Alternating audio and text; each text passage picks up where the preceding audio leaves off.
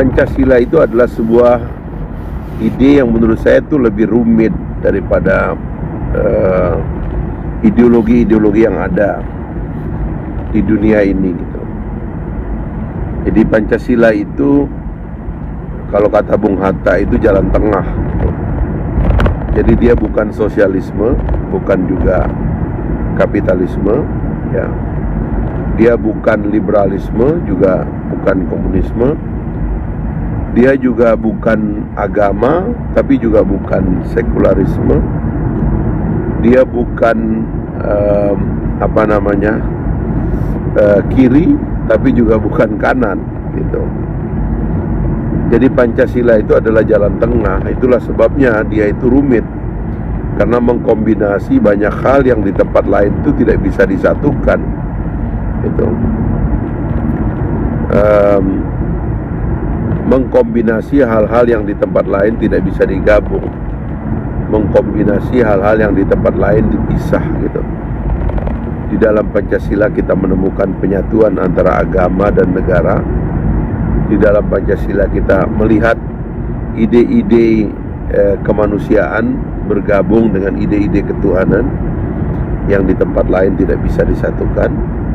Di dalam Pancasila kita menemukan ada anasir sosialisme, tetapi juga ada anasir efisiensi dan rasionalisme, dan lain-lain lah begitu. Itulah sebabnya kemudian Pancasila itu adalah integrator dari kecenderungan manusia memecah, gitu. Nah, tapi karena kerumitan itulah kemudian Pancasila itu menjadi sulit dimengerti, apalagi diimplementasikan. Pancasila sulit diimplementasikan karena pertama-tama sebelum kita implementasikan dia harus kita mengerti dulu, itu problemnya. Dan sepertinya orang banyak yang kesulitan itu untuk memahami betapa kompleksnya cara berpikir orang-orang zaman dahulu. Saya tidak menganggap Soekarno atau Yamin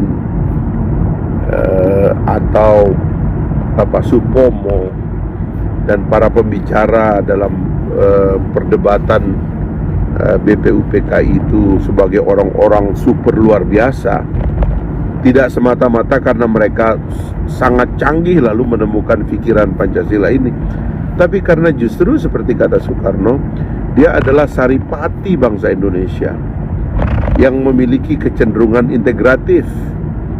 Kalau Indonesia ini tidak punya kecenderungan integratif yang ditutup nanti dengan mosi integral Muhammad Nasir, mana mungkin negara yang begini rumit gitu ya, 17.000 pulau, ribuan bahasa, ribuan suku bangsa, ya kan, tersebar dari Sabang sampai Merauke, Miangas, Pulau Rote, tersebar dengan berbagai perbedaan yang dahsyat sekali, bisa menyatu. Tidak mungkin gitu. Tapi penyatuan itu sendiri bukan sekedar ide manusia, tapi adalah saripati perjalanan sejarah kita yang membuat kita bersatu. Sehingga pada waktu itu misalnya terjadi perang antara blok barat dan blok timur. Superpower lama Uni Soviet, superpower baru Amerika Serikat, ya, berakhirnya perang dunia kedua di Pasifik. Lalu kemudian kita melihat itu ideologi-ideologi yang berbenturan. Lalu daripada kita gabung dengan ideologi yang berbenturan, kita membuat sesuatu yang baru. Nah, lahirlah Pancasila itu gitu.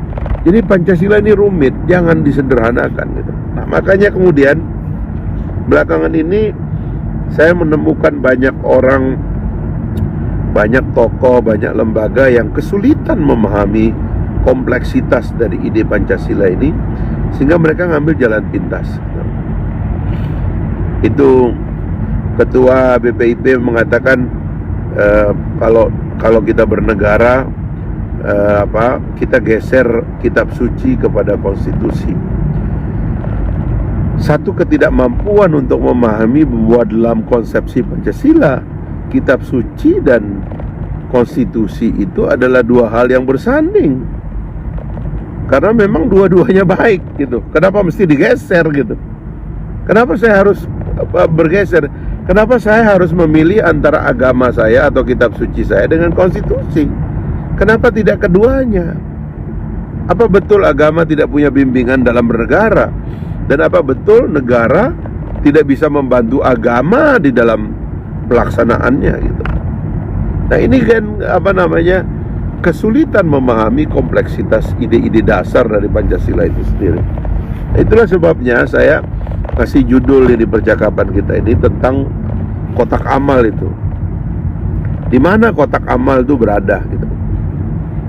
Ya, ini karena sebenarnya agak sensitif topik ini, karena kalau kita berbicara kotak amal ini kan yang belakangan ini disorotkan pasti itu soal kotak amal masjid, atau setidak-tidaknya kotak amal orang Islam. Karena seperti kata Pak JK ini kan di Indonesia katanya kalau ada 100 orang miskin itu pasti 90-nya orang Islam, kata Pak JK. Kalau ada 100 orang kaya katanya pasti 10-nya orang Islam gitu. Jadi terbalik gitu. Jadi kalau kita berbicara konsep kotak amal ini adalah kotak amal kelompok Islam lah, kira-kira begitu. Bersandingan, berbarengan dengan ide untuk munculnya war on terror lagi nih, perang terhadap teroris. Setelah pembunuhan 6 orang yang belum dijelaskan secara baik, nyawa itu tiba-tiba dibunuh, ya kan, mati, lalu diotopsi secara sepihak, ya, lalu tiba-tiba dikubur begitu. Ya, untung sempat anggota keluarganya membuka kembali sehingga kita tahu yang terjadi. Tapi seperti tidak ada apa-apa, orang 6 mati itu ya kayak mati tikus saja, kira-kira begitu.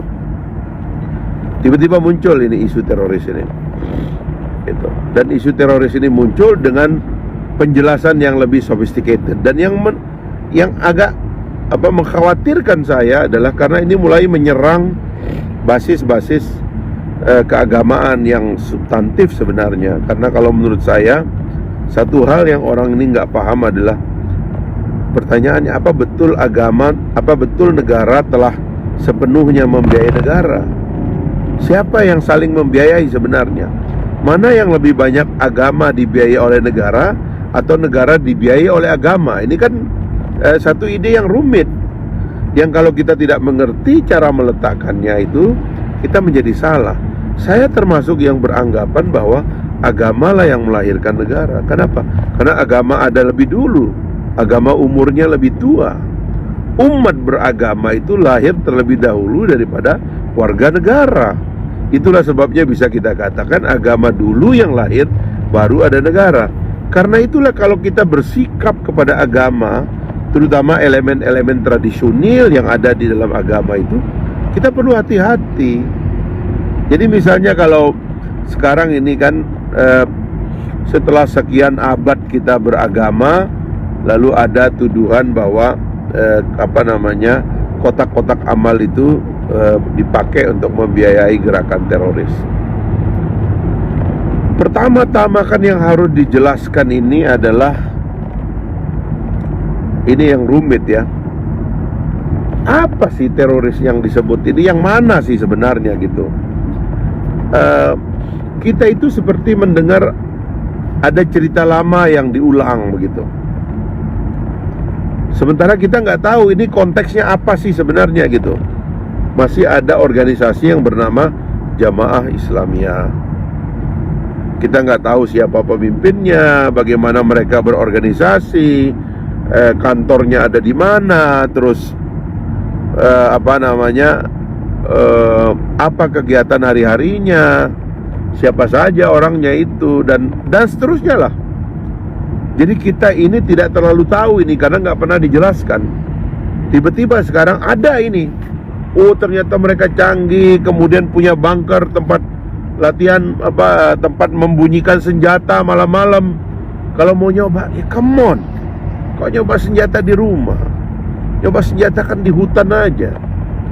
Banyaklah ya pertanyaan kita, seperti juga banyak pertanyaan kita yang nggak mau dijawab gitu tentang terbunuhnya 7 orang itu.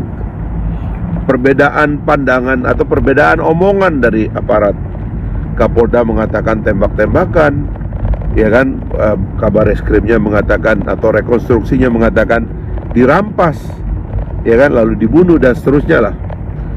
Jadi ini banyak kerumitan. Tapi saya ingin meletakkannya itu, hati-hatilah ini dalam mencoba menyerang elemen agama itu atas dasar apapun. Apalagi kemudian misalnya terorisme itu sangat dinisbatkan kepada orang Islam, Jamaah Islamiyah dengan kode-kode berbahasa Arab, ya kan, kotak amal.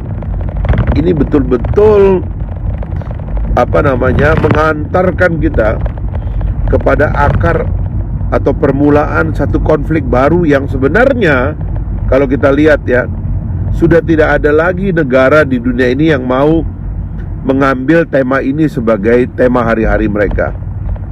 Amerika Serikat berhenti dia. Bahkan Amerika Serikat itu belajar banyak, ya. Akhirnya kemudian yang menang ini adalah Joe Biden, ya. Setelah ada tradisi di Amerika itu para pemimpinnya itu berkuasa 2 periode, 4 tahun, Donald Trump ini karena kebanyakan ngomong Islamofobia dan sebagainya itu ditutup cuman sekali, memalukan sekali sebenarnya itu gitu. Yang naik ini Joe Biden, ya, orang Demokrat yang pikirannya itu lintas agama, ide-idenya itu tentang demokrasi, human right dan sebagainya gitu. Jadi orang tuh nggak jualan lagi nih ide terorisme itu, apalagi kalau kita lihat di Eropa. Bagaimana orang mau jualan terorisme, orang lagi banyak mereka kemasukan imigran dari Timur Tengah, orang-orang Arab Islam itu ribuan jumlahnya, bahkan ratusan ribu jumlahnya. Nggak berani mereka ngomong soal itu. Dan nggak ada terorisnya. Yang ada itu paling kemarahan orang karena nggak punya rumah, nggak makan dan sebagainya gitu. Nggak ada lagi terorisme. Tapi di negara kita ini terorisme terus. Yang kita juga nggak tahu ini orang nih kapan berakhirnya, ya kan? Yang membuat analisa orang-orang itu juga, ya. Orang-orang itu terus yang membuat analisa. Kalau nggak temennya, ini orang nanti kerjanya di satu perusahaan, di satu lembaga, dia terus yang berbicara tentang terorisme. Polisinya membuat cerita seolah-olah ini makin canggih, luar biasa sekarang nih, mereka tambah banyak ini, kaderisasinya pakai online, aduh ini kayak gitu-gitu. Terus kan kita sebagai rakyat kan nanya, loh kenapa kalian nggak selesaikan ini barang? Kan tugas negara itu menyelesaikan masalah. Tapi kok tiba-tiba negara terus-menerus datang ke kita bahwa masalah itu tambah banyak. Terus kita disuruh tepuk tangan gitu. Padahal masalah tambah banyak. Teorinya kan masalah itu nggak boleh tambah banyak. Kalau negara itu sukses ya masalah tambah kecil. Jadi ya itulah teman-teman, saya cuma ngingetin aja, menarik akar atau mencoba untuk mengkonflikkan antara agama Islam terutama dengan negara itu dalam sejarah bangsa Indonesia itu adalah kelelahan yang luar biasa, gak ada habis-habisnya. Justru kita sekarang ini harus membangun narasi yang mengakhiri ini, ya. Kriminalitas kecil dari orang-orang itu mari kita anggap kecil aja. Karena kita ini harus memikirkan tentang COVID, kita harus memikirkan tentang kebangkitan ekonomi baru, kita harus memberi makan rakyat kita. Sebab sumber radikalisme yang paling utama adalah kemiskinan. Sumber radikalisme yang paling berbahaya adalah putusnya harapan. Orang gak ngerti mau melanjutkan hidup kayak apa. Ini yang menjadi tantangan kita, bagaimana kita dealing dengan teknologi baru, menciptakan akses kepada kegiatan ekonomi sehingga perekonomian kita berbasis kepada rakyat banyak, tidak menumpuk pada segelintir orang, sehingga orang yang punya harapan di negara kita ini tambah banyak. Orang tambah kaya, orang tambah bayar pajak, orang hidupnya menjadi lebih sejahtera. Orang itu kalau sudah sejahtera ngapain dia mikir-mikir macam-macam. Tapi kalau orang lagi susah, orang lagi miskin, semua bisa dilakukan. Itu ada rakyat kita yang kemarin itu diceritakan, dibawa di acara ILC yang terakhir itu, ya. Seorang ibu punya 4 anak pada hari pencoblosan tanggal 9 Desember kemarin, dalam keadaan lapar, tidak punya akses kepada bantuan sosial karena dia nggak punya kartu keluarga. Kepala desanya ngebawa data orang ini ke kabupaten, kabupatennya menolak karena orang itu belum bawa kartu keluarga dari kabupaten lain tempat dia pindah. Keluarga kecil ini yang punya anak, suami istri yang punya anak 4 ini, jangankan untuk pindah, untuk nyari, untuk pergi ke kabupaten lain untuk mendapatkan kartu keluarga, hidup mereka hari-hari aja nggak jelas.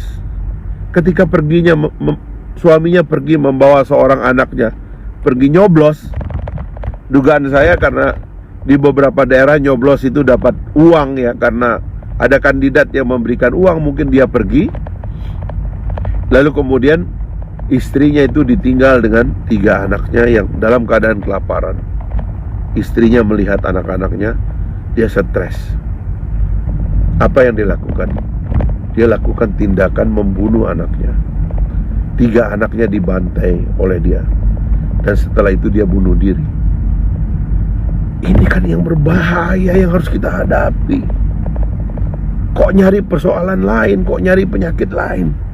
Rakyat ini perlu makan, ekonomi perlu dibangkitkan, kehidupan orang itu harus digairahkan, buka akses kehidupan, data pendudukmu yang baik, sehingga nggak ada pendudukmu itu yang tidak punya akses kepada bantuan sosial, sehingga orang tuh nggak frustrasi dan bunuh diri. Itu yang mesti dilakukan. Bagaimana mau mendata teroris? Rakyat umum saja yang susah kita nggak bisa data. Bagaimana kita mau menyelesaikan persoalan-persoalan yang rumit itu apabila soal data penduduk aja kita nggak punya? Selesaikan data penduduk aja, maka teroris akan terdata. Karena orang yang nggak sekolah terdata, orang yang nggak makan terdata, orang yang berfrustrasi terdata. Gak usah mau ngontrol uang-uang dari kotak amal. Yang harus dikontrol tuh uang yang kalian terima dari sumber yang tidak jelas. Polisi masih terima uang di pinggir jalan, pejabat-pejabat masih terima uang under table money, korupsi masih merajalela di mana-mana. Itu uang itu yang harus dikontrol, bukan uang kotak amal masjid. Uang kalian yang kalian makan itu yang tidak halal itu yang membuat negara ini hancur, bukan uang kotak amal. Seberapa sih orang bisa ngumpulin kotak amal? Jadi saya ingin menghimbau ya, agar kita kembali ke jalan yang benar. Kita akan memasuki tahun 2021. Marilah kita sadarkan diri bahwa negara banyak masalahnya. Selesaikan dulu masalah dalam negara. Gak usah nyari-nyari masalah lain. Data penduduk secara benar dulu lah. Selesaikan IKTP itu, sehingga orang punya identitas, dan dengan identitas yang dia punya itu dia bisa datang minta bantuan sosial.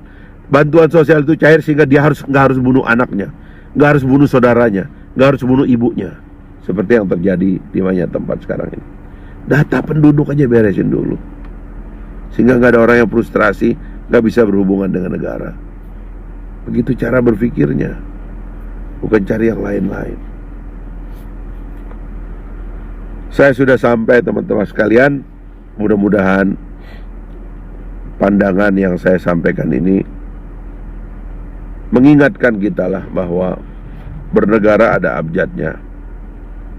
Ya, para pejabat harus lebih sadar bahwa ada banyak hal yang perlu kita lakukan dengan kerendahan hati dan kehendak, keinginan untuk bersatu. Jangan mau dipecah belah, jangan berpecah. Ini waktu kita rekonsiliasi dan bersatu. Terlalu banyak masalah. Covid ini kita nggak tahu juga. Ini bisa panjang meskipun vaksin sudah ditemukan dan orang-orang mulai divaksin. Tapi ini bisa panjang. Karena itulah kita perlu bersatu, kita perlu kompak supaya kita bisa menghadapi kesulitan ini bersama-sama. Jangan menggunting dalam lipatan, jangan memancing di air keruh, jangan cari hidup pada kesusahan orang lain. apalagi kesusahan negara kita.